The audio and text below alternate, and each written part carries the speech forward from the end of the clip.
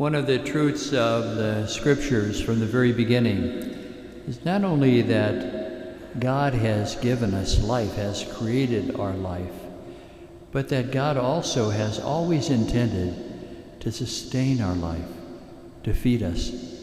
It's no wonder then that Adam and Eve are placed in a garden where there's abundance of produce.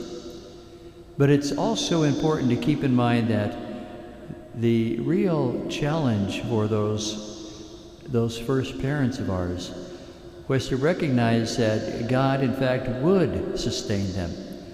And so that is why He gave them every tree to eat from the produce they wanted except one. He wanted to show them that it wasn't about them taking what they wanted, but what the Lord would give them, which was an abundance more than they would ever anticipate. And that's the temptation in our life as well, not to be grateful for the fact that the life that God has given us, He also sustains. And we get the impression sometimes that we have to make our own by ourselves. Apart from God, we have to grab a hold of things and control our life. But the Lord asks us to cultivate a spirit of thanksgiving about all of our life. That's what Jesus wants to do as He feeds these 5,000 people and more. He wants to impress upon them the importance of giving thanks to God. That's why when He takes the loaves and fish that are given to Him by this small boy, the first thing He does is He gives thanks.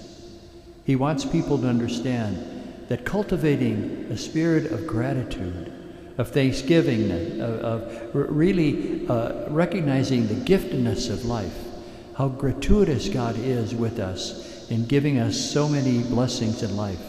That is the basis of our spiritual life. That's why this Mass, whenever we celebrate, it's called the Eucharist, a Greek word that means thanksgiving. So the first message, it seems to me today, is for us to cultivate in our own spiritual life a real sense of gratitude, a deep and abiding sense of gratitude, rather than thinking that we have earned our success or earned things that we have, but that God has blessed us. One of the things I pick up whenever I go, especially to African American communities or some of our communities that in fact are struggling economically, is that when I greet people, so often they say, "I'm so blessed, God has blessed me." There is a sense of real gratitude, even in their moment of want, of how God has been with them. I think each one of us could benefit from that kind of spirit as well. Maybe it would make us less selfish.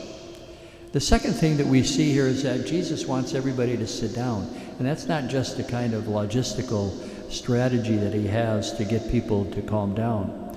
But when they're all down and sitting down, they're all on the same level.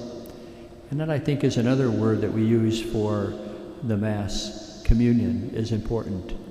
It's an opportunity for us to realize that we have an equal share with humanity in our own shared vulnerability.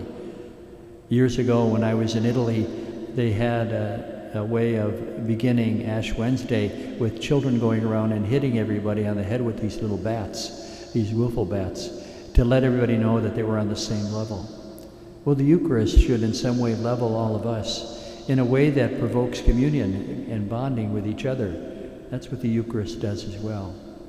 And finally, we see that there is so much left over that there's a superabundance of 12 wicker baskets. That is a sign that God has given us such an abundance of life. But I would imagine that what happened to the rest of that bread that was left over was that everybody was given some to take home. When I was working on the reservations in South Dakota, and there was a great meal and food was left over, people would come forward with what they called the watecha buckets. Watecha means takeaway. Everybody knew that there would be food left over that they could take home to people who could not be there. And maybe that's a good insight for us as well. What is it that we take from the Eucharist, that we receive from the Eucharist with gratitude, that we have an impact on our own families, that we take home and make our home better? So today, as we celebrate the Eucharist, communion, but also our union with others who are in need, let's keep in mind that the Lord from the very beginning not only gave us life, but from the very beginning wanted to nourish it.